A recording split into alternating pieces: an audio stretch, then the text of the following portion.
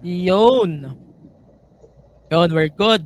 Thank you very much again for listening to the PWPH podcast. Again, my name is Angelo Pinera here, the CCO of PWPH and also the T3, one of the T3 hosts. And ayan, andito kami ngayon, bonus episode nga pala to para sa kaalaman nyo, hindi ito episode na inaasahan nyo. Because today's episode nga pala, since it's a bonus episode, medyo hindi siya magiging malalim at hindi rin ganong magiging mahaba or wild. Just like what you're expecting weeks back. Pero yun nga, unang-una guys, thank you din sa mga nakarinig nung episode nung nakarang linggo. Thank you talaga doon, sobra. Sa mga nakinig ng episode namin a few days ago. So that's a good thing. Putang ina, di ba nag-record? Ha? Ngayon lang siya nagre-reflect sa akin, men.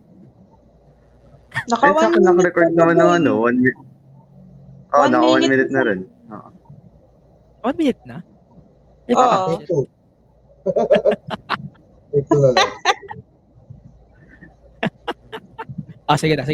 Start na tayo. Kasi sa akin talaga walang nalabas. 1 minute pa. Siguro sige. Ayan. Thank you very much for listening on the PWPH podcast. Again, my name is Angelo Pinera of the CCO. Putang ina, wala na ako. Kaya tangina mo, isama ko na nga lang to sa Wiset. Ayos na ako. Hindi na talaga ako natutuwa. Ayun. Thank you very much for listening to the PWPH podcast. Again, my name is Angelo Penera, the CCO of PWPH. And if you're watching this on YouTube right now, thank you very much for watching this in advance. And sa mga nakapanood din ng first episode, thank you din for watching our first episode of the show. No worries here. Bonus episode lang naman ito. So kung mamimiss nyo to, okay lang. Kasi may next week's episode tayo na banger. Panigurado magugustuhan nyo at magugustuhan nyo. At syempre, hindi lang ako ang ulo ng PWPH dito na nandito. And technically, na-drop si Charles. So medyo babalik ko lang siya. And yeah, magpakilala muna tayo pa isa-isa. Ayan, again, my name is Angelo Penera, the CCO. At saka, disciplinary committee ng PWPH. So, it's kinda, we're getting used to it. Pero parang gusto ko na rin din gamitin yung term na admin. So, yeah, bakit? Ayan. So, welcome to the show. And magde-debut din sa show for the first time is yung ating mga PWPH admins and disciplinary committee din. Kasi may sinisitsatan tayo sa GC lately. Kaya nagkaroon talaga tayo ng disciplinary committee. Explain natin in a moment why we are having this disciplinary thing. Nawala talaga. Good sa akin. Nag-fuck up yung mic ko. Nag-fuck up yung mic ko. Pasensya na guys. Pero, ayun. Regardless, magpapakilala mo na kami pa isa-isa.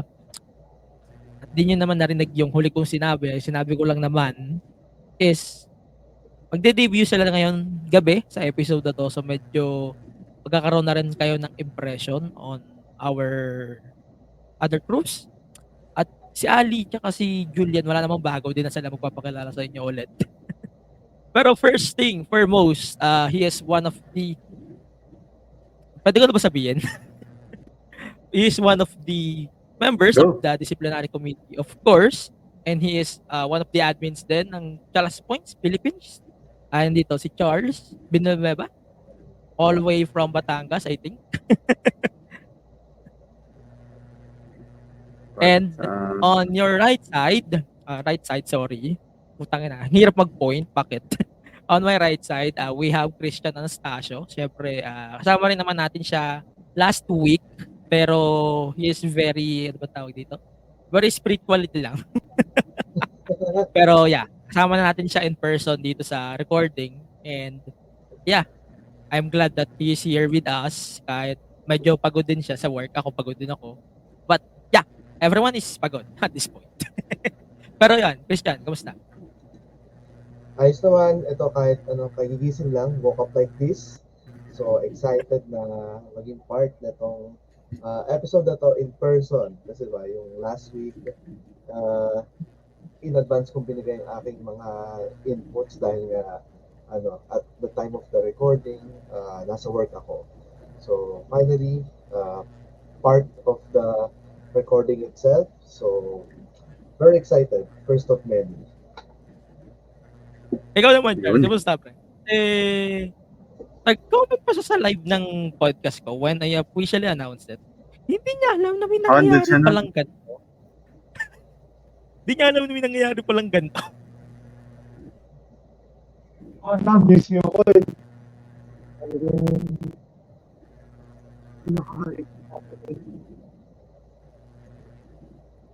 Nangyari.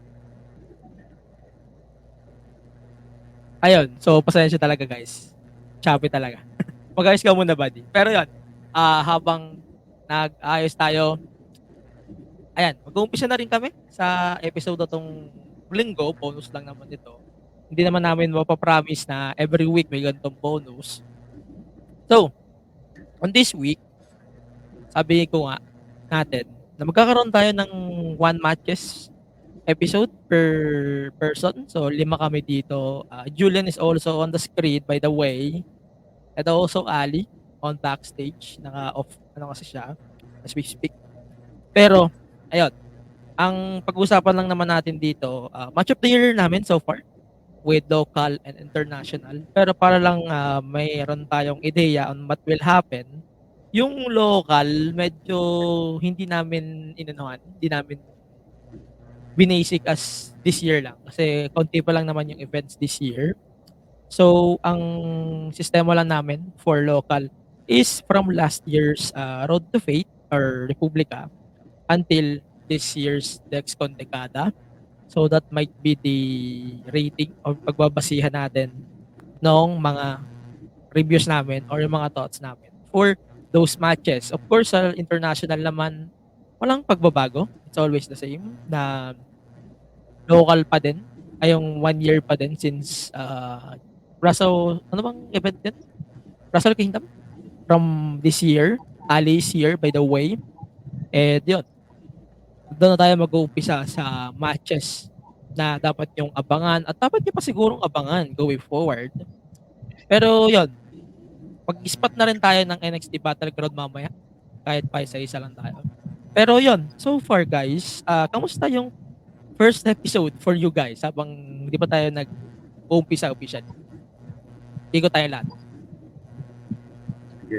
Tumatak sa akin yung mga shoot lines ni Ali eh. Shoot first.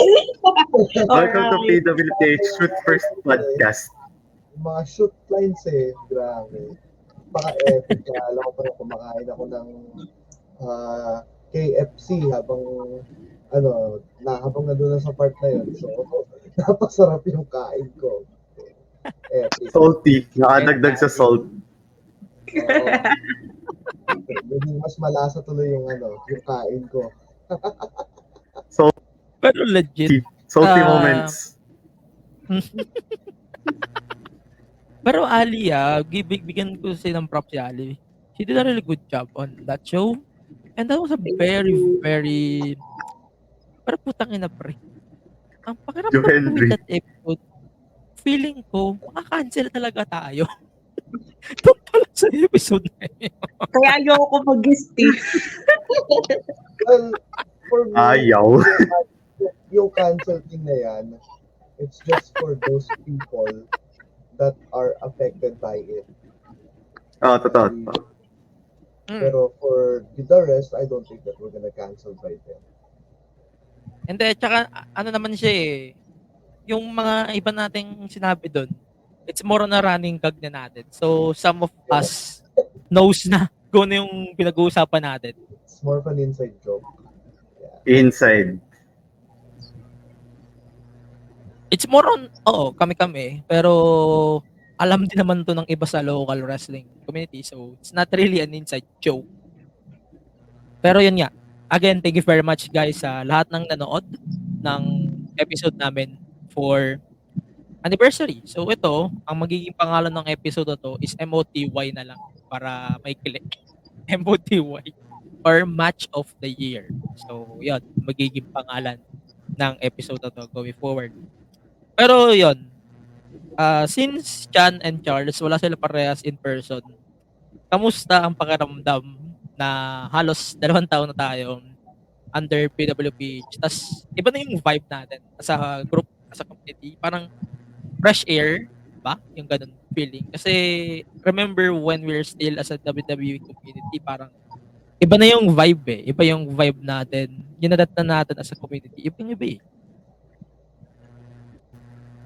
Kumbaga, medyo mas open na tayo for other promotions. Kasi nga before, for WPH, we used to be mostly WWE. But of course, sa mundo ng wrestling ngayon, hindi lang naman WWE ang promotion. Siyempre, AEW, TNA, MLW, New Japan, and all other promotions across the world. So I think what we are doing to have people in our community to be exposed and maging mas open sila in how other promotions do their thing. No, it's still a tall task, still a tough mountain to climb, especially may mga tribalists pa rin, alam niyo na. So, but for those people naman na mga bukas ang isipan, ano ba, once they feel na, okay pa rin itong, Jordan Grace versus Roxanne Perez or itong Will Ospreay versus Swerve Strickland, ayos pala to. So, yung mga ganong, mga ganong, I start with those kinds of remarks will go a long way. Oh, Kuya Charles, kamusta? Gusto mo, di ba? Hindi pa din talaga. Hindi ako. Hindi pa rin. Ako, mas okay na. Mas okay na. Mas okay na Yan, sa medyo kanina. okay na. Better na. Yan. Goods. Ayun, sa second the opinion of Christian, ano na, may inclusivity na between multiple promotions. Sabi nga nila, the door is open. So, why not we open our doors to them? Kasi, isang community lang naman yan eh. Kumbaga isa kayong classroom, kahit iba kayo ng friends. Agree. Pero, yung by the way, ayusin ko lang yung footage natin. At si Ali and Julian are here. Again, guest natin from the first episode. Our goats is the savior of the episode. Goats. Sila yung nagsalba Nagot ng episode na yun. Pero legit, they are the one who saved the show. Yes, kunin mo na yan. Mas maganda. Pero yun, continue tayo. Habang, konting news muna tayo. So, may nababasa tayong news days ago that TNA, habang konti lang naman, habang wala pa si Charles officially. So TNA is looking for a permanent home, and then they might to use it as a live show, parang maghahanap sila ng bagong bahay. And that might be a thing na makikita natin the next couple of weeks. Also, na-introduce din sa atin from Fightful that the UFC Octagon might be used for NXT Battleground, pero it's kinda not possible kasi logistic purposes, parang ang hirap niya. Legit, parang na-realize din natin yung ganun na mangyayari. Imagine mo 2 rings, isang Octagon, isang ring as UFC PC, UFC Apex. Parang hindi siya possible. But anyways, we can talk about that later on sa show later on. Pero Jules, tanongin kita habang andito ka na lang din naman. Yung episode natin last week, that was a very stiff episode. That was a very stiff episode. Kaya hindi mo nakitatanangin ng medyo stiff dito. Anong pakiramdam mo kanina? Kamusta? Habang inaantay natin si Charles. Kamusta Um, saan? Ayun. Personal. Basta saan ulit? Okay. Personal. Yung ano ba ngayon? Like recording ngayon or ano? Oh, kahit ano. Okay. Siguro ngayon, like, I feel like with the amount ng mga nandito sa recording ngayon, I feel like mas mas may, like, I guess, freedom para makapag-express ng opinions and everything. Parang mas may freedom to, like, have a discussion talaga. Kasi, like, though yes, nagkaroon naman tayo ng, like, great discussion last week and everything, but, like, ayun nga, dadagdagan tayo ng dalawa. Dito sila Charles, siya si Christian and everything. And I feel like them being here sa recording natin ngayon gives us like a lot more like freedom talaga to like magbahagi ng opinions and everything and have that proper discussion talaga na parang round table ganun. And ang ko ngayon, naramdaman ko ngayon as opposed last week. But that's not to take away dun sa recording natin last week because solid naman talaga yan and everything. So, ayun lang naman. Yun yung ko. Yun. Si Ali, di ko na tatanungin yun. Hindi, joke. Masaya siya sa pakiramdam niya last week. Kasi siya yung nagdala ng episode last week, man. Totoo. Shoot, brother! Ano mo yung pakiramdam na ikaw yung nagpahatak ng episode lessons dito? Gahago. Seryoso ba? Parang ang pangit nga nung text ko eh. Parang wala pero well, yung mga sinabi ko naman last episode, yun yung mga bagay na gusto ko sabihin for a very long time. Share yung yung sa issue nung sa sexual harassment, yung na-invalidate ako. Gusto ko na talaga siyang ilabas kasi sobrang gigil ako sa eksenang yun. And then yun din sa downside ng fandom, isa din sa gusto ko siyang ilabas talaga. Pero yung mga sinabi ko last episode, actually wala pa yun. Wala pa yun. Ano pa lang yun, parang 20% pa lang nung kinimkim ko yun. And ayun nga, and nasabi ko din yung mga takes ko regarding sa Dexcon Dekada kasi sobrang nag-enjoy talaga ako dun sa show na yun. And ayun, tsaka di ko din na-expect na makakatanggap ako ng natanggap ako ng positive comments about sa mga takes ko. Hindi ko ina-expect na magugustuhan ng mga listeners yung mga pinagsasabi ko. Sana talaga hindi tayo makancel. Sana Yeah. pero yun. So, parang I feel great na nasasabi ko yung opinion ko kasi most of the time lagi ko siyang kinikim-kim something like that. And ayun, thankful din sa mga nakinig na nagustuhan yung mga talak ko last time. More talaks to come. Chedes. Yun lang. Dami yan, dadami. Pero yun. Ayan, dadami pa talaga yan. Lalo't next week, I can confirm and I can announce that next week's episode is going to be an open mic night. Yes. So it means Who's ready for everything. open mic night, bitch? Which, insert Brandy Rhodes. pero it means also na we can talk about it longer. Mas mahaba. Kasi last time nabitin niya ako eh.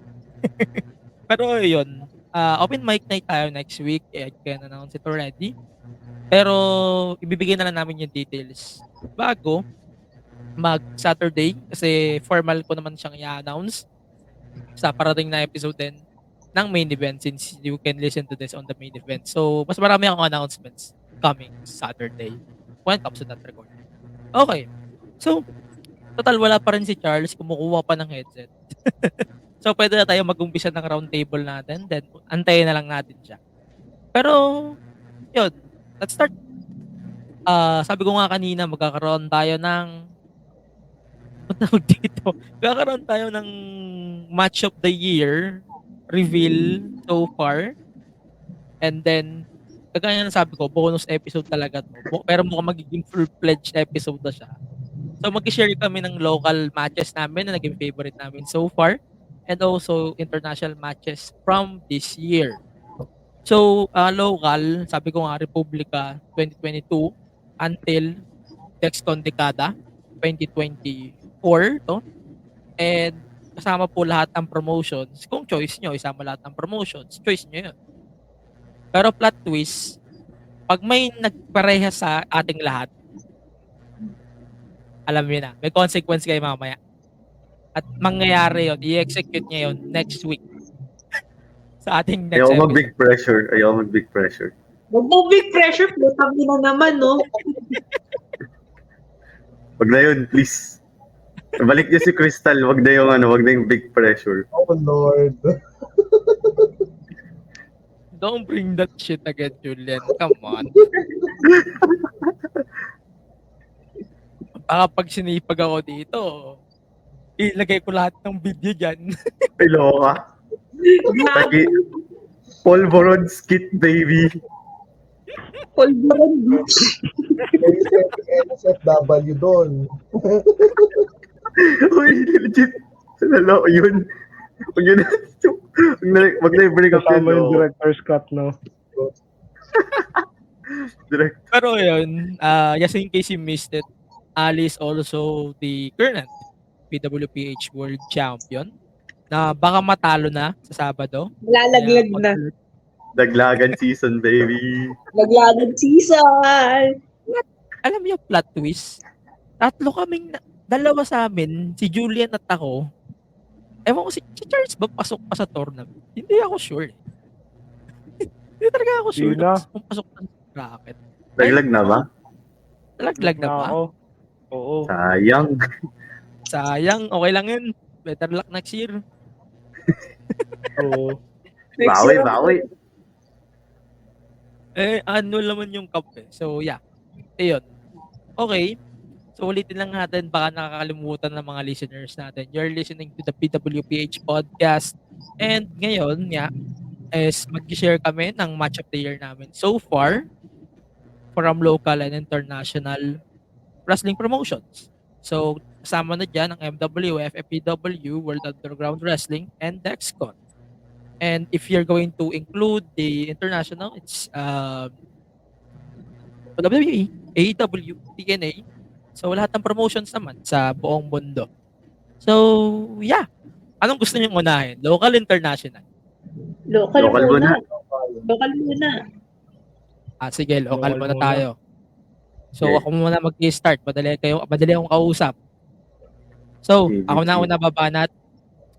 Yung local match of the year ko, sabi ko nga, magkaroon kami ng bracketing about this. So, mag-uumpisa yon from Republika of last year until Dexcon Decada. So, hindi ko napipiliin yung CSJ versus JDL kasi sobrang given na yun. That was easily the greatest match in Philippine wrestling history.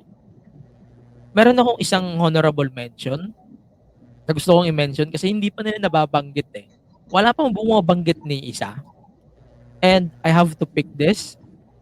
Jomar Liwanag versus Bobby Makisig from Dexcon Decada din. Sobrang solid nung match na yon. That was a very good match.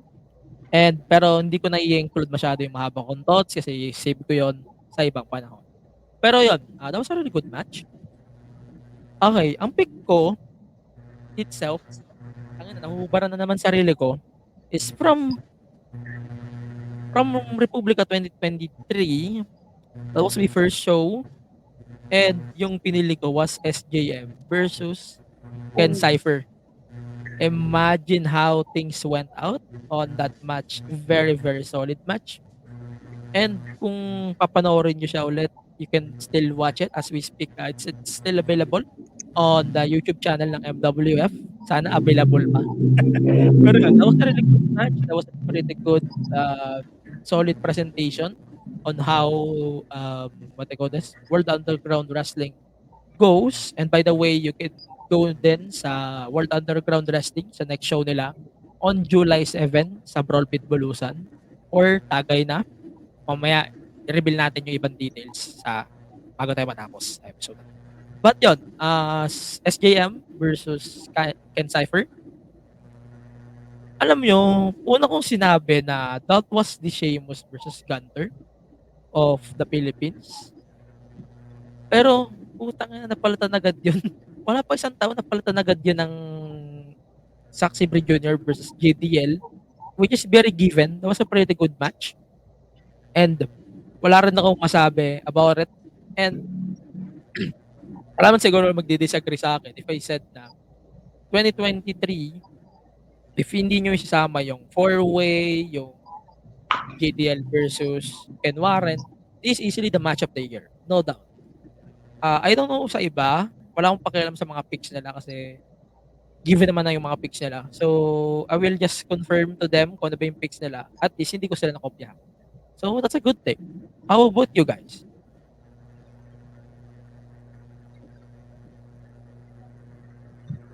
Oh, sino una? Ako na. Ano na ako? Sige, sige, go. Okay, go. Kayo na, kayo Ayun. na. Okay, Actually, yung so, pick ko yung sinabi din. Ay, sorry. Go. Go. Sige, ako na. Ako Say naka-highlight go, eh. Charles. Actually, yung pick ko, yung sinabi din ni Angelo, it's a given, it's undisputed na Zack Sabre Jr. versus Jake De Leon yung best match of the year so far. Kasi Zack Sabre Jr. is Zack Sabre Jr. but for people to have eyes on Jake De Leon na kaya niyang mag-hang around with arguably a top 10, maybe 5 technical wrestlers sa buong mundo, it screams to his ability to be able to play up to his competition. Saka that would be if everything goes well, that would be a possible entry point for some of our local wrestlers para mag-excel din outside of Singapore, outside of Malaysia. Yun, may mga opportunities na pumunta sa Japan sila Jomar Liwanag, sila Fabs. So, ayun. Once na makita nila yung Zack Sabre Jr. sa Jake De Leon match, that would be a good eye-opener for international exposure.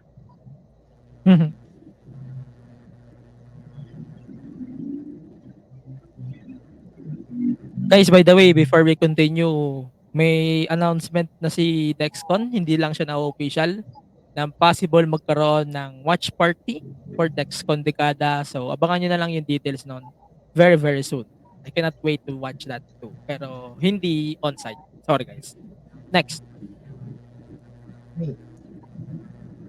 Okay, so yung sa akin naman is Oro Plata Mata versus MWF All-Stars no Noche Buena last year. So I watched that match or that event in person. So talagang my emotions talagang it was a roller coaster ride in that main event.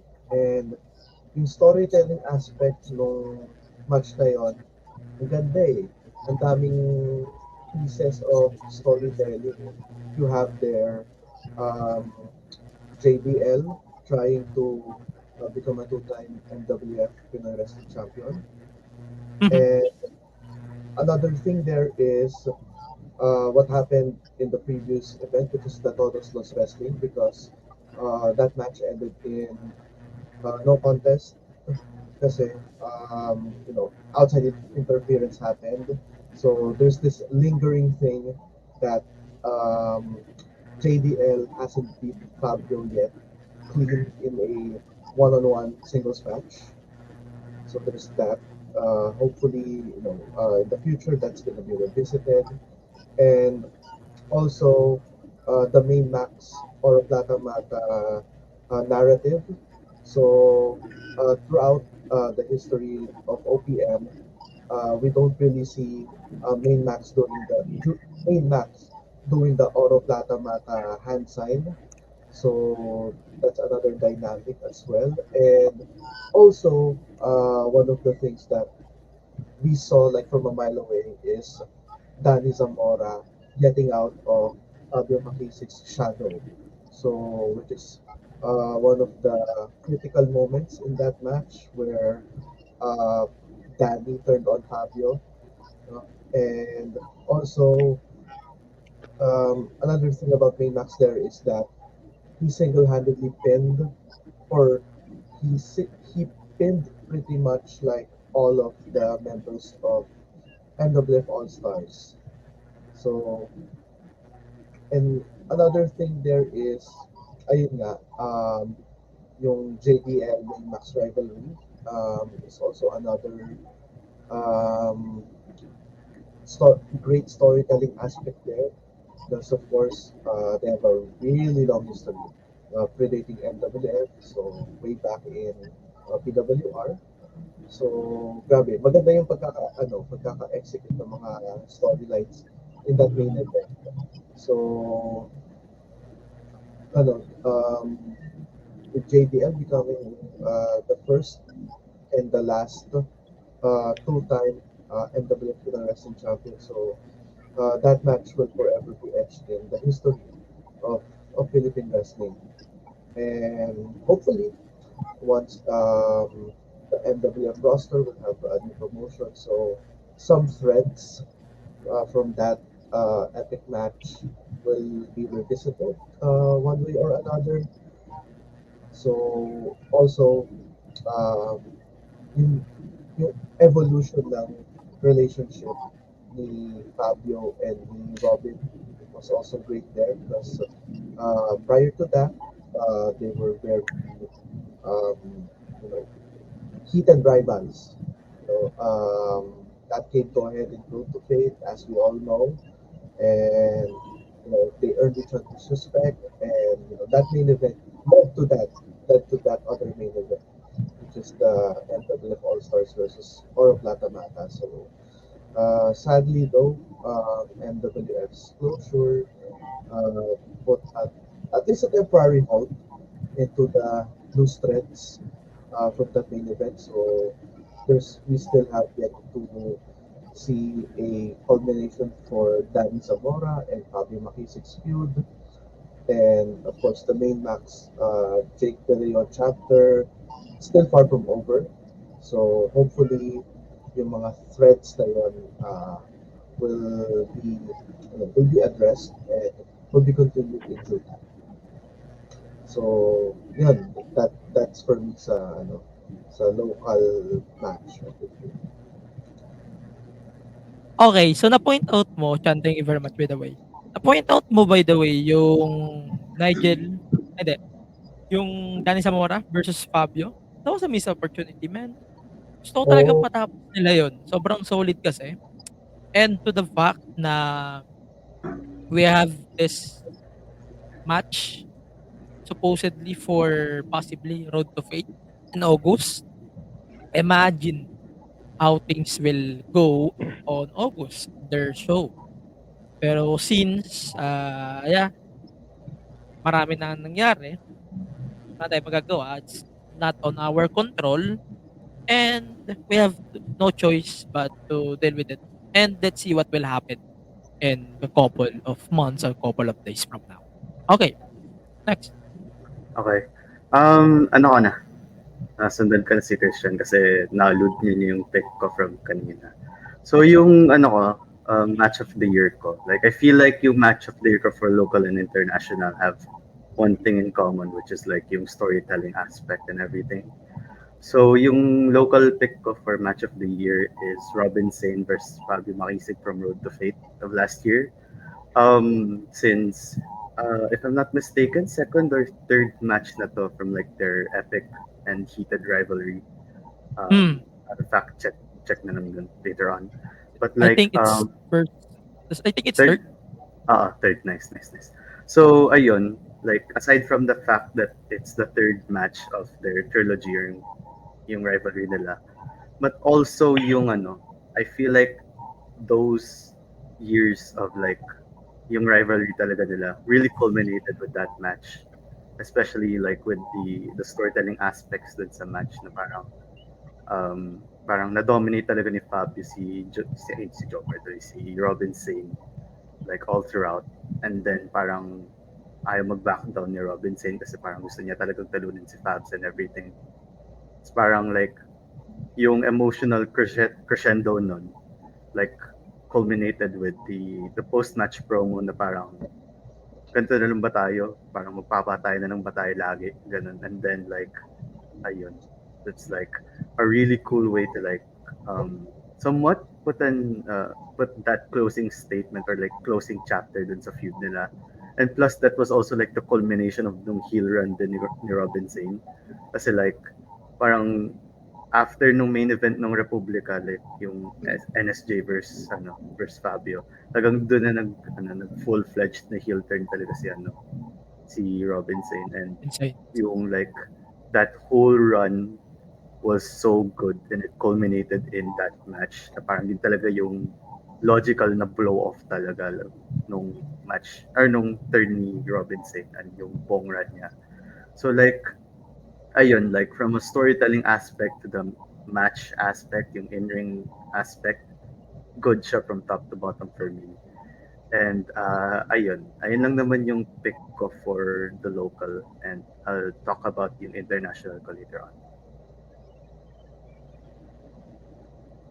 Ayun. Wala naman na. Ano ba? Dami ko kasing naiisip na magandang match of the year. Pero siguro, pinaka tumatak sa akin, my match of the year will be Women's 4-Way at MWF Noche Buena last year. Sobrang ganda ng execution ng match. Also, yung debut ni Patricia Ligaya. Seeing her in action for the first time, naisip ko agad na malaki, may potential, malaki yung kanyang potential sa wrestling, and I'm looking forward what's next for her. And also, the super peace speech made me so emotional. As in, legit na umiyak talaga ako. Umiyak talaga ako nung sa speech niya. And ano pa ba? Maganda yung yun, like I said, maganda execution ng match, maganda yung palitan nilang apat, and pinakita talaga nila yung best nila dun sa match na yun, and ay wala na, nabablanko ako, sorry. Pero yun, maganda talaga yung match nila. Hoping din na mas umangat pa ang women's wrestling dito sa Pilipinas. Yun lang. Nabablanko ako, sorry. Ali, ito, bonus. Bago tayo magtuloy. Kayo guys, paikutin ko na. Hindi lang kay Ali. Anong mas gusto nyong match between those four? Yung bang four-way o yung tag match from last event ng MWF? Which is, kasaysayan, 2024. Mabilis lang. Ako four-way. Four-way is nung talagang tumatak sa akin because those four women, kumbaga, Crystal paved the way for them. Crystal paved the way for them to have this opportunity na mag-shine and put women's wrestling on the map, not just in the Philippines but in Asia.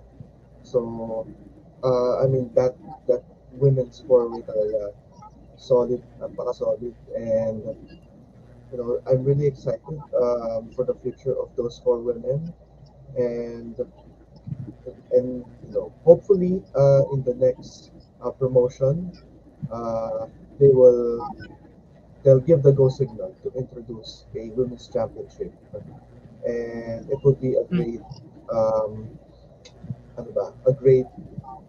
a great way to introduce that women's championship by have another fatal four-way, perhaps. Julius. Have those four women face off each other Sorry, again. nakakapos.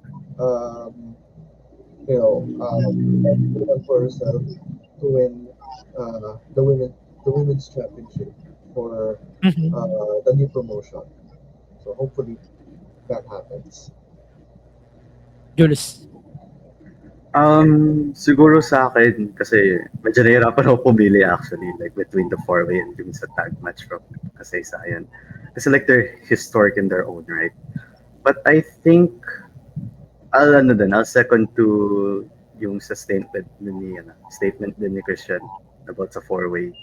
Kasi like, ayun nga, like, si Chelsea Murray, like I mentioned dun sa first episode natin, is like already a trailblazer in her own right.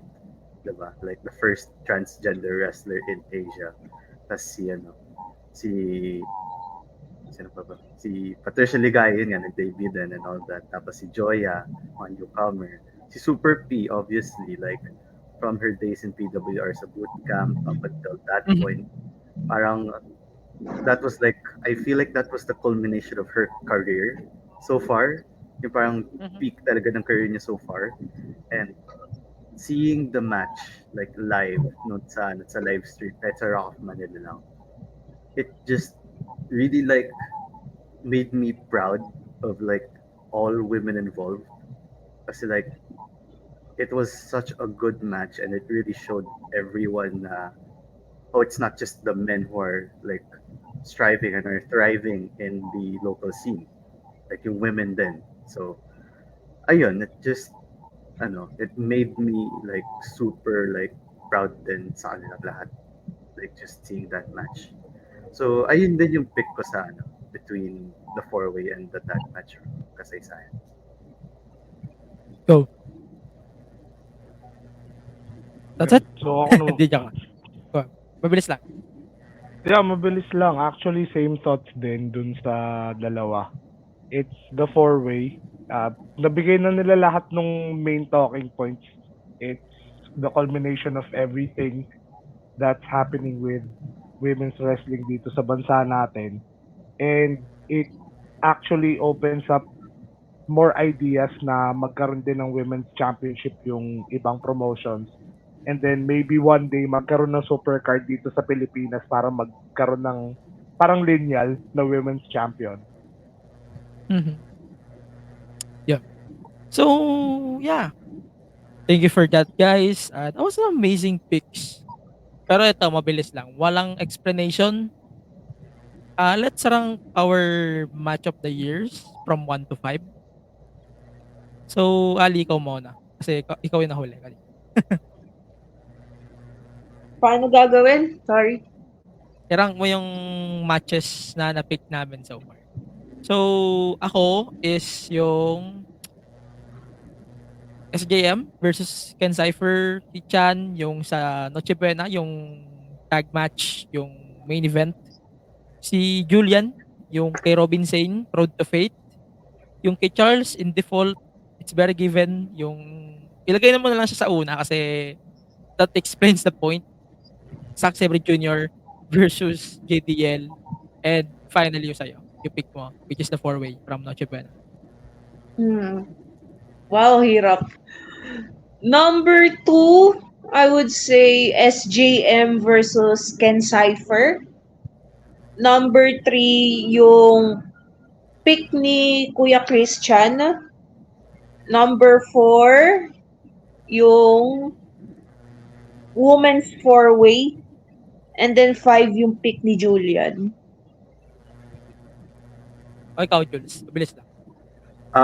Of course, number 1 na yung kay ZSJ tsaka JD at given na yun. Number 2, I think ilagay ko dun yung four-way. Number 2 ko yung four-way. Number 3 ko yung yung Matira Matibay match between MWF All-Stars and Oro Plata Mata. 4 ko yung kay Cypher tsaka kay SJM. Tapos yung last pick ko is yung kay did I miss any picks pa ba? Like I feel like hindi ko maalala. Ano na? Jomar versus Fabio. Ayun, yun. Hindi. Ano siya, hindi siya kasama. Ay, Diba? Honorable lang yan. Okay. I think hindi mo na-pick yung sarili mong pick. Ay, oo! Okay. I was wondering. Parang sabi ko, wait, parang may nakalimutan ako and everything. But ayun, sige, ihuli ko na yun. Ayun. Huli ko na yun. Nakalimutan Sensya. yung sarili. Sensya. Makalimutin ko na talaga. Sorry ha. Let's go. Okay, so of course, number one, ZSJ versus JDL, given na yun. Number two would be yung pick ko, the MWF All-Stars versus Oro Plata Mata. Number three is the women's four-way. Number four would be yung kay Angelo. And last is yung kay Julian. Okay. Ako, last na. Total, mag-move na rin tayo sa topic. Number one, obviously, very given. Zack Sabre Jr., JDL, very easy pick. Number two, medyo naghahati ako between the four-way and the Zack Sabre. Putang ina. Yung four-way, at saka yung pick ko, which is yung Cake and Cypher, saka SJM. Number three would be the Matra Matibay. Number 4, since medyo undecided ako, gusto ko siyang i-tie with number 2 ko. Pero sige, I have to put this on the number 4, yung women's. Then finally, the Fabio Robinsane. Like what I said, best match ni Fabio on his MWF title run will always be versus NSJ from ano ba yun? Republica 2023. That was a really good thing. Pero yun, since nandito na rin tayo sa part na nagre-rate kami ng mga matches at nalilimutan ko na rin yung script ko. Pero yun, international naman tayo. So, eto guys, magbabasa rin tayo ng comments from our community in a moment. Pero, I know this is very subjective. So, sabi ko, isa lang yung pipiliin natin na bawal tayo magpare-parehas. Same rules. And, kahit sino na mauna sa inyo, wag lang ako. Ako. Okay, go.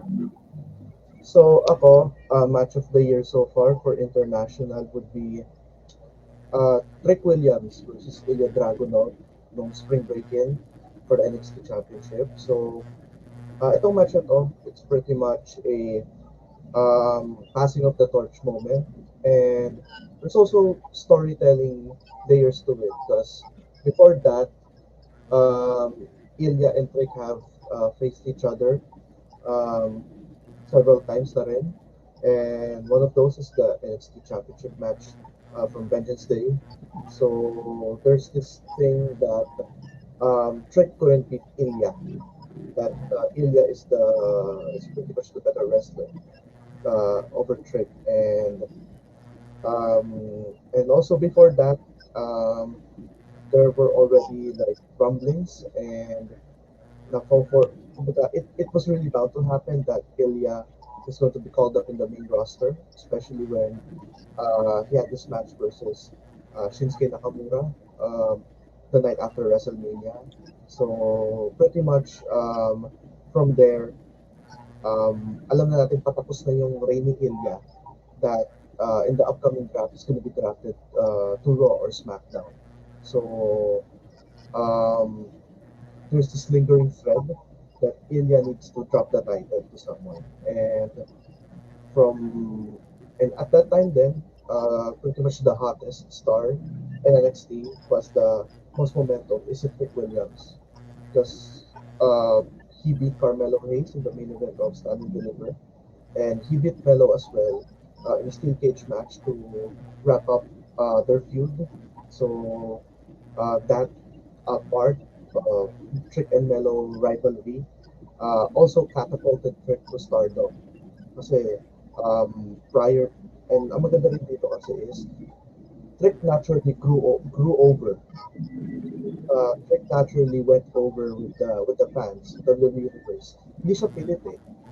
I mean, even in Raw, SmackDown, na hindi naman part si Trick doon, we're hearing that Trick chants from out of nowhere. So, ganun nakataas yung popularity ni Trick among wrestling fans all across the world. So, kudos to HBK, Shawn Michaels, in capitalizing on that momentum and to have Trick uh, become this new face of NXT. And it's really the best way na nung spring break in to have him that crowning moment. When he finally beat Ilya in that match, it's a really sweet moment, sweet release. And the crowd in NXT were really happy, were very ecstatic, chanting "Whoop that Trick" when Trick finally won that NXT championship. And ito, Trick has come a long way from being one of Apollo Cruz's bodyguard to becoming Carmelo Hayes' hype man, friend, Mhm. sidekick, whatever you Mhm. call that, to becoming the face of NXT as the champion right now. And at this time of recording, we're a few days away from Battleground. So, and what better way to elevate his reign by facing all ego Ethan Page. So I'm very excited for that, and hopefully that match will elevate Rick further because of course Ethan Page is pretty much a seasoned veteran. Uh, so kumbaga at this point, nakikita ko na si Trick na masusurpass pa niya yung popularity pati yung mga pwedeng maging accomplishments ni Carmelo Hayes sa WWE. Kasi yung charisma niya nandun eh. And yung connection niya sa fans, hindi pilit eh. Kumbaga, yung growth niya in the span of few years, hindi pilit. Talagang he naturally grew over. It came to a point that yung sa feud niya with Bello, siya talaga yung nag-shine. Siya yung nag-put over. Kumbaga, that match with Spring Break in ushered in the new era, the Whoop That Trick era. And so far, I'm really love what I'm seeing from Trick Williams. So hopefully, it gets better from here on. Yun lang. Eto guys, meron akong trick sa inyo. Ito bang mga matches natin possible pa magbago bago matapos ang taon? Lahat ng Oo, pinagpipik may natin. chance. Saka na lalo May ngayon chance. Triple H. Lalo yung Nagpo-push international. si Triple H, lalo na si Tony Khan. Both of them are cooking themselves. Pero good luck talaga, Tony. You have to step up. Next. Yung sa international, sa akin, TJPW, Tokyo Joshi Pro Wrestling, Miyu Yamashita versus Miyu Watanabe for Princess of Princess Championship. Sobrang ganda ng match nila. Grabe yung mga atake nila, stiff kung stiff. Nangibabaw yung strength ni Miyu Watanabe, and then yung si Miyu Yamashita, grabe yung skull kick niya. Parang, as in, sobrang stiff talaga nung atake niya kay Miyu Watanabe. This is also my first pay-per-view ng TJPW na napanood ko, and sobrang deserve ni Miyu Watanabe. She deserves the title, and I'm looking forward sa ano pa magiging susunod na magiging eksena ni Miyu Watanabe. Yun lang.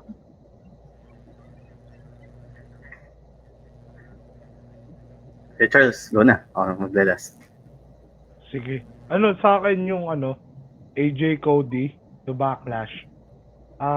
Yung in-ring performance nila actually given na yun kasi they're both one of the top guys ever. Pero ang sa akin lang kasi yung crowd kasi part ng yun yung part nung pagiging awesome nung match. Kasi from the jump, entrances pa lang, they're singing along to Cody's theme. Tapos yung chant nila kay AJ habang ini-introduce ni Sam Irvin.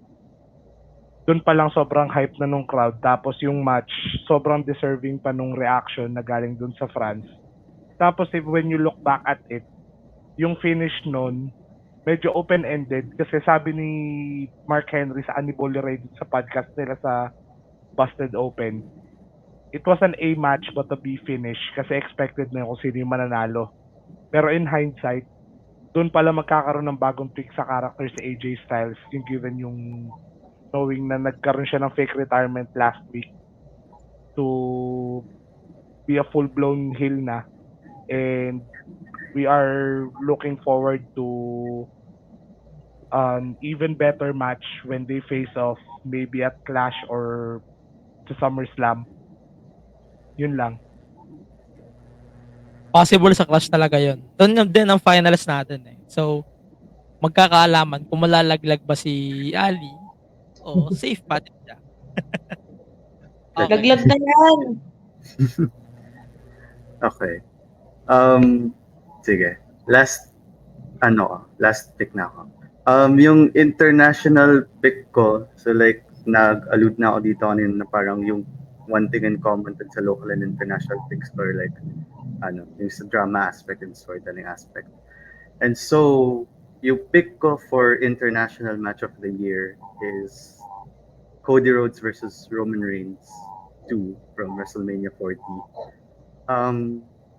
Ano pa lang, like, first half pa lang, even before yung overbooked shit na nangyari, like, during the latter half, ano na siya, it was already a good match. I feel like it's so much better na compared to, like, their match from last year. Kasi, like, given yung stipulation and all that.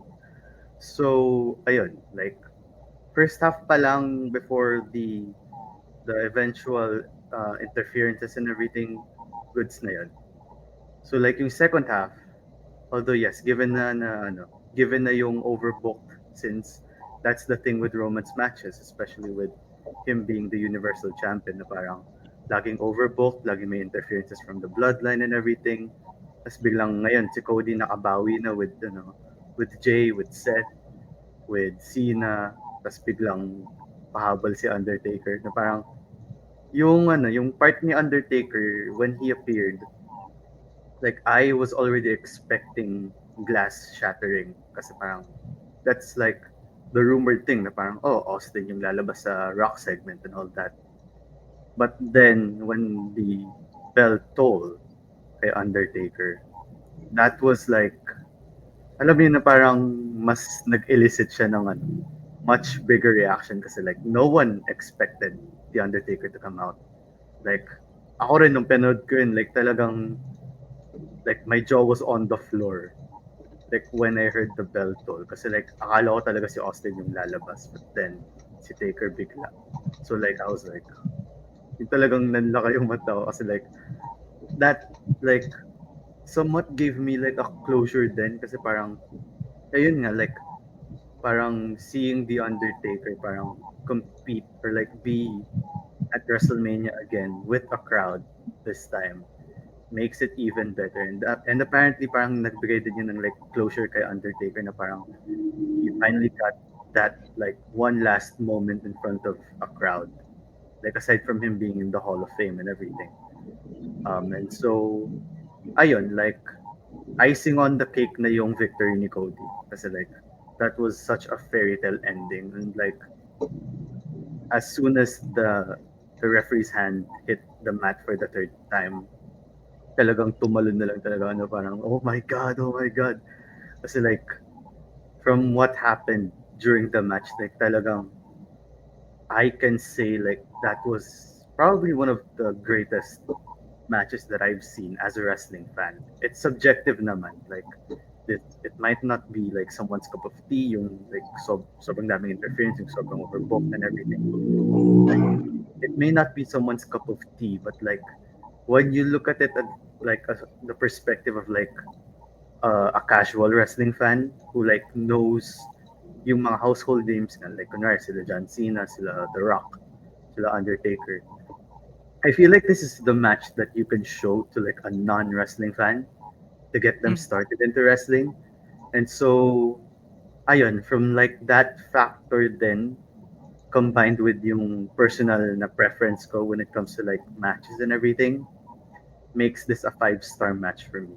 And wala na akong part kay Dave Meltzer. Like, fuck that guy. Like, ayun, yun yung ano ko talaga. Like, for me so far, match of the year ko. Like, given na yung AJ Cody, given na yung Ricochet Ilya from Raw, but to me, it's definitely Roman Cody 2 from WrestleMania 40. So, yeah. So ayan, before lang tayo, bago lang ako, dagdagan ko lang yung sinabi ni Julian. I agree on that na ito yung match na sa tingin ko, ipapanood ko sa mga, excuse me, mga fans na bago lang talaga sa wrestling. I-put over ko din yung series na ginagawa ngayon ng friends natin from the Wrestling Podcast. They're doing a really good job on giving us kind of presentation on how to start in pro wrestling. Paano nga ba kayo mag-i-start with wrestling as general fan? Yeah, given naman na panoorin yung mga ganyang matches, some type of matches that you just example, Cody, Roman from WrestleMania. And of course, mag-start din kayo, syempre, manood din kayo ng mga segments like promos, alamin nyo rin yung mga terms. Yeah, ayokong pangunahan yung episodes na but that was a really good memory lane para sa mga bagong magiging fan ng wrestling. And I hope that doesn't end with fans turning on someone. Yun nga, kagaya nga ng sabi ko. Pero yun, I really love that series, by the way. Shoutouts to our friends from the Wrestling Classic Podcast. Yun. Dagdag ko lang kasi that was a really good series kasi sobrang nakaka-relate siya doon sa opinion ni Julian about the matches na mapapanood mo for the first time. So for someone na first time manonood ng wrestling, mag-agree rin ako doon. Pero ang ibibigay, alam mo yung ibibigay kong match for someone na bagong-bago?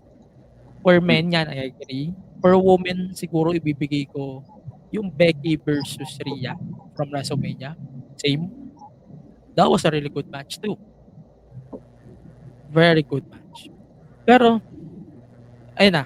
Pupunta na ako sa sarili kong pick since walang nagpipick sa inyo nito kasi mga anti-AEW kayo. Boo! Grabe ang anti-W Eto. Ito, medyo controversial pick siya. Pero ito yung match of the year ko so far. It's Will Ospreay versus Bryan Danielson from Dynasty 2024. I don't know, but I don't really care about the Meltzer scoring system. I don't care that bullshit. And for someone na napanood to ng live, this is something very impressive. And to fans, syempre bagong-bago lang talaga sa wrestling. And napapanood si Bryan Danielson before, sobrang eye-opener niya for someone na ako, naging fan na rin ako ni Will Ospreay. And I think Will Ospreay is easily one of the greatest guys of all time. Easily dahil nung performance na last year, like yung dalawang TNA matches niya, I think it's 3. And then yung mga matches niya pa sa AEW, New Japan, that sums everything about Will Ospreay. And that is something that we should look forward pa when it happens ulit kay Bryan tsaka kay Ospreay. Si Ospreay is very given. He is a really good star. He doesn't need to overreact too much. Yun lang talaga ang problema ko sa kanya. Masyado siya nag-overreact sa mga bagay-bagay. Okay. Since hindi kayo nagbigay ng honorable, sige, bigay nga ako isa. Siguro, pagka-agree kayo sa akin about this. Ito from Raw, Gunter versus Chad Gable. That was a really good match. I don't know if it counts, but I think that was a really good match. Yun lang. Eto, dating gawi, rank natin from 1 to 5 yung mga matches natin. Okay. Ako naman nauuna kasi ako yung nauna. So, number 1, I have put Cody Roman kasi that was a really good match. Storytelling din. Number 2, yung kay Ospreay. Number 3, for someone na wait lang, nawawala yung list ko. Ayan, number 3 was Trick versus Ilya. That was a very good match too. For, to be fair, hindi naman sa ayaw ko dito. Pero, I have to put AJ Cody fourth kasi the predictability is there already. Pero the match was fun. Dagdagan mo pa ng crowd. Crowd really saved this match from bad pay-per-view. 5, sabi ko nga gusto ko mag-umpisa talaga sa Joshi. Di talaga ako makapag-umpisa. Gusto ko na siguro mag-dive sa Joshi. Siguro umpisahan ko na manood sa mga videos ni Troy Gonzalez ng WrestleZone tsaka ng Joshi Journals. Siguro yun talaga magsasalba sa akin. So, gusto kong umpisahan talaga yung panonood ng Joshi matches. And thank you, Ali, for bringing that match to me. And sana masatisfy ako. And shoutouts din kay Troy. Troy is a really good guy.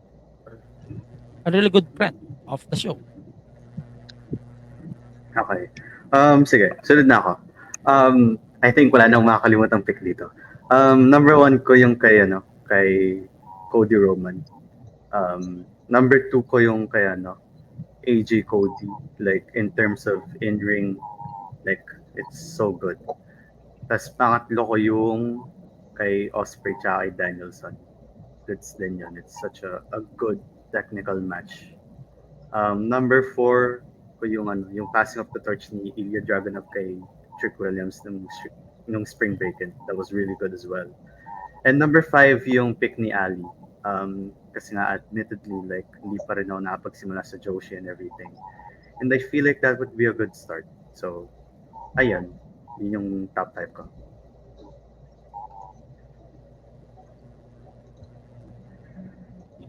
Alright, so sa akin, the top 5 for me from the picks today is, first off is Cody versus Roman 2 ng WrestleMania 40 because grabe, that's pretty much a culmination of everything in the last 4 years and with the overbooked shit and everything.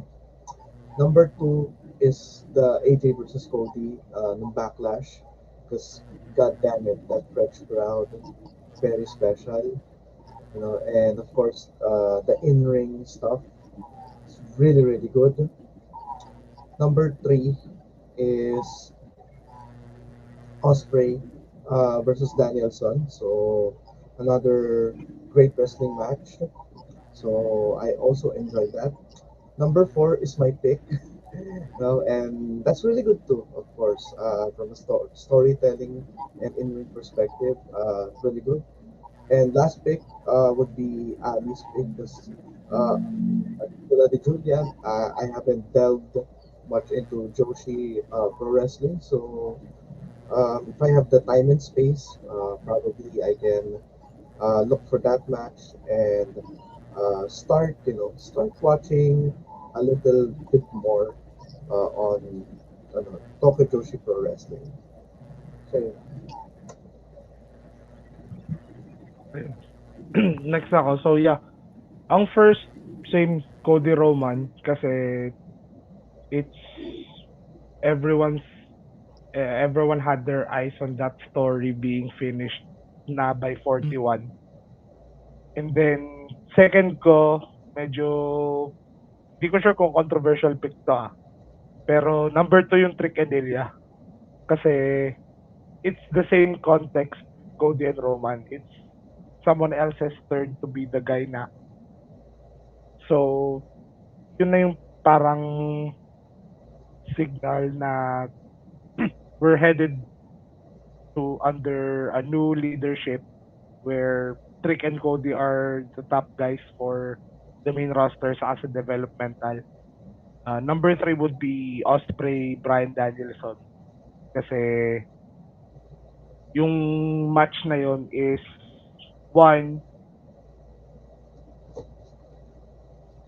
of if not the best in-ring matches na napanood ko from non-WWE pay-per-views or shows.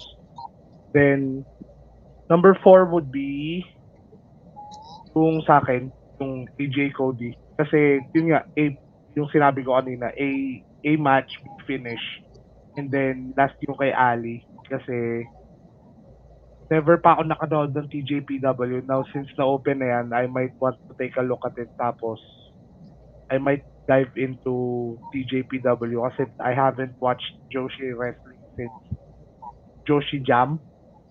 That was 10 years ago. So, I might have to do a dive. Yun lang. Okay, number 1, Cody Roman. Number 2, yung pick ni Kuya Christian. Ay, tama ba? Alin, anong match ba? Yung kay Kuya Christian. Trick versus Ano sabihin? Anong match yun? Sorry, anong match yun? Trick Sino Williams yun? kay Dragunov. Ayun. Then number 3 is yung TJPW, Miyu Yamashita versus Miyu Watanabe. Number 4, yung pick ni... Nakalimutan. Yung pick Anong ni match? Julian. Cody yung pick Roman ni- din Ha? Cody Roman yung akin. Yun na yun. Tangin, nakalimutan ko. Wait, sorry, nakalimutan ko. Cody Yung versus kay- AJ. Puta, nalulutang na ako. Yung kay ano na lang, yung kay Charles. Cody AJ. Yun. Nakailan na ako? Pang ilan na yun? 4 na yun. Diba? Last. Apat na yun. Pang Apat ina. na. Pang 5 yung pick ni Ipin yung isa. Angelo. Isipin mo yung match mismo. Ha? Pinahirapan mo rin si Ali, loko ka. Grabe naman. Nalulutang ako, gago. Ayos lang yan, ayos lang yan. Ayan, Kaya ayos lang. pwede. Ay, chocolate. Pero yun, I agree on your list, guys. Pero, very majority talaga sa atin yung Cody Roman. Because that was a really good show. That was a really good match too. Pero ba't walang nagpipick sa inyo ng Mercedes Moné versus Willow Nightingale? Akala ko ba best match of the year? Woo! Woo! Fuck that CEO. Fuck that. The joke. Matik pa Akala si ko ba, Mercedes. akala ko ba CEO niyo yan? Auto Not pass. my CEO. Ay, nako. Pero ito, isa pang honorable, mag-a-add na ako kasi gusto ko i-put over yung AEW kasi mga bias kayo. Boo.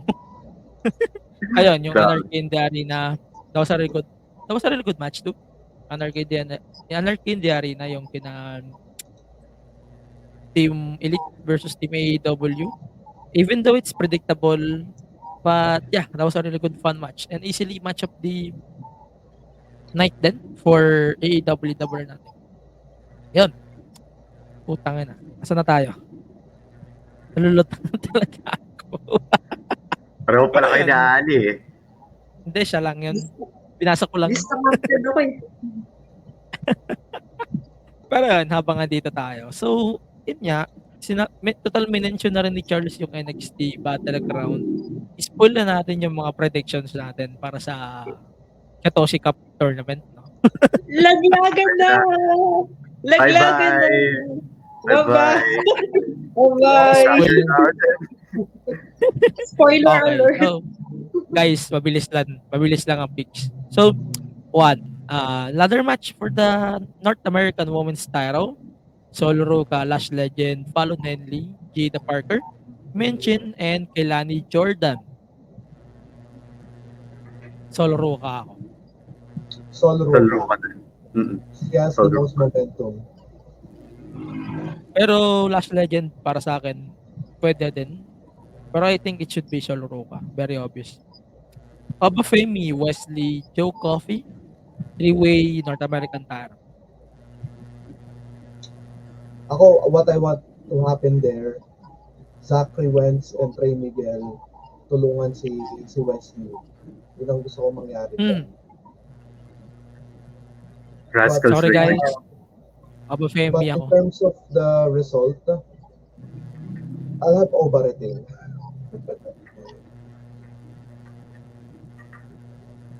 Ayun, Ako, Oba Femi din ako. Oba. Ako ayun, din, Nathan Oba. Fraser versus Axiom versus the OC. NXT Tag Taro. Too sweet. OC.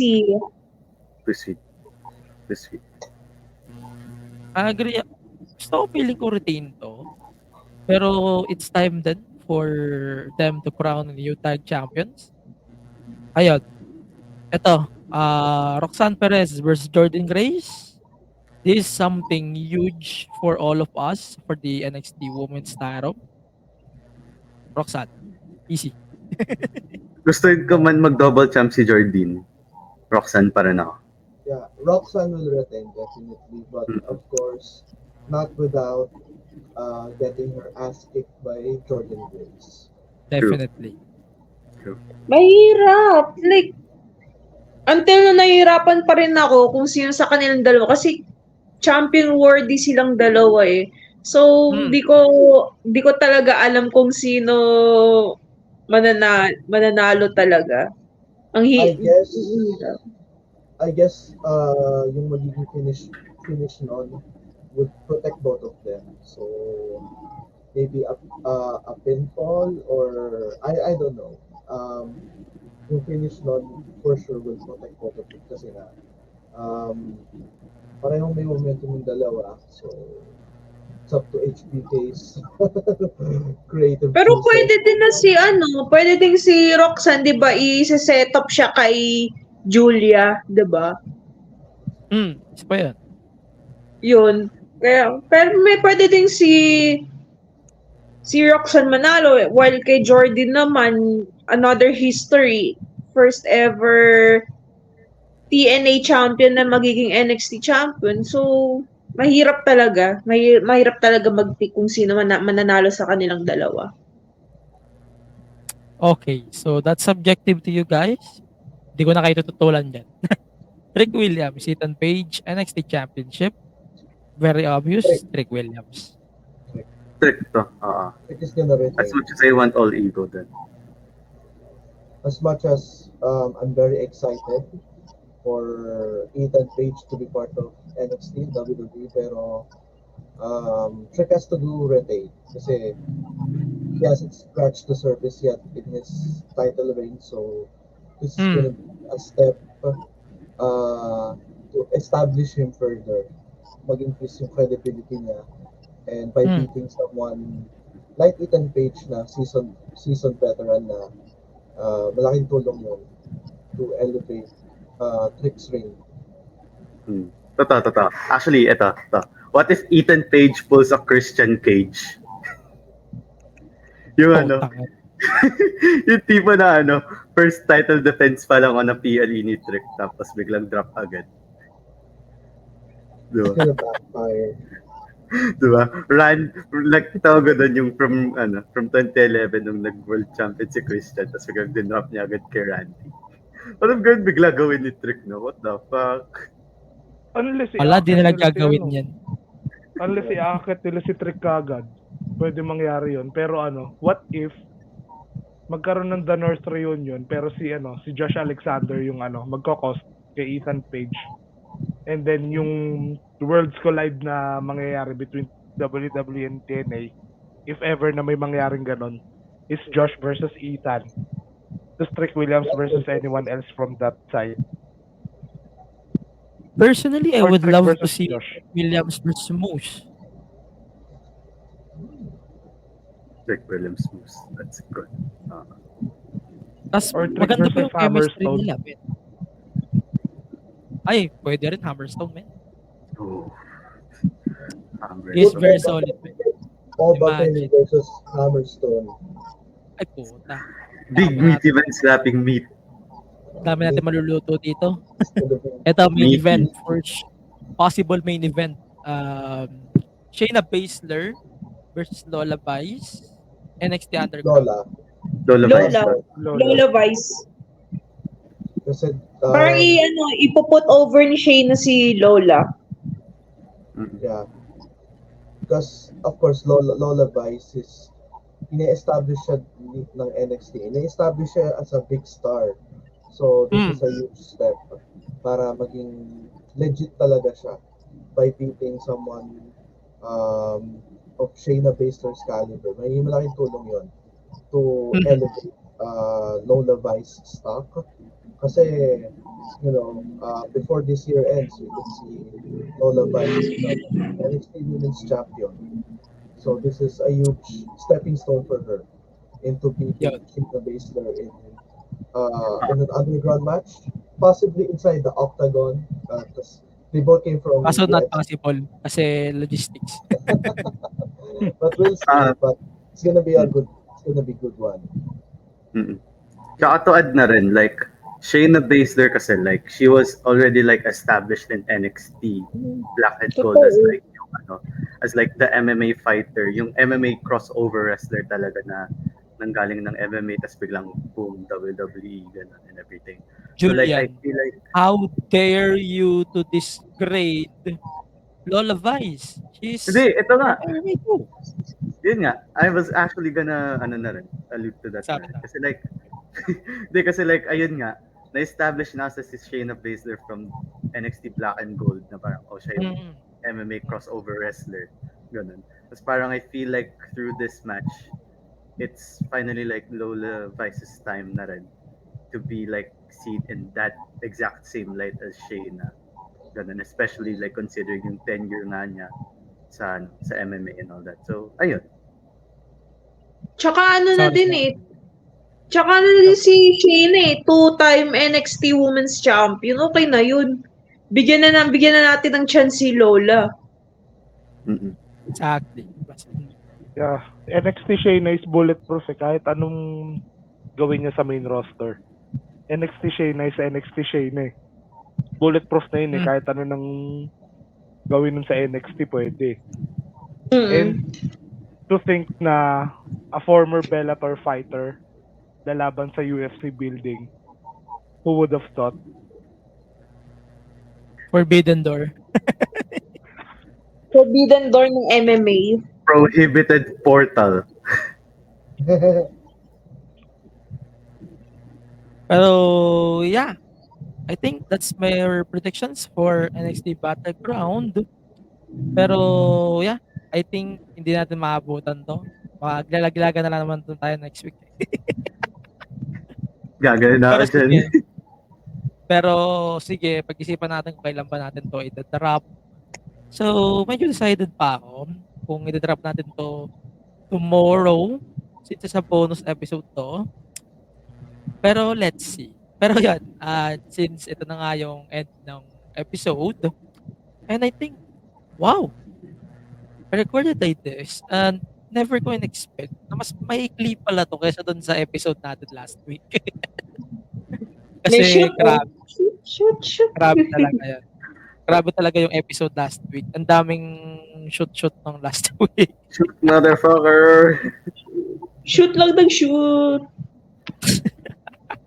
Pero legit, guys, I swear, maraming salamat sa pagsama dito sa F. And open mic night next week is going to be something like open mic night is something that you should not miss. I swear to God. If kaming lima ang mag-open mic night dito next week, pucha, magkakaalaman tayo dito. Pero yun, before we end, plug nga muna tayo yung PWPH. Follow nyo naman sa PWPH Select at saka sa Patreon. Ayan, Facebook din sa community natin as always. Please support PWPH on Facebook and on our X account, it's Twitter. And syempre, ayan, as always, you can listen to the show every Wednesdays, I guess. Pero let's see pa din kung ano yung magiging final scheduling natin going forward. Pero ayoko pa din siya i-fix as Wednesdays lagi. Pero yan, catch the podcast here on Spotify and on the Main Event Mark YouTube channel. So thank you Bang Collective again for supporting us here on this new show. And I hope na magkaroon tayo ng maganda-gandang transition going forward since this show is part of our PWPH Wrestling Network and not Bang Collective. So, yeah, that was a really good show. That was a really good shit again.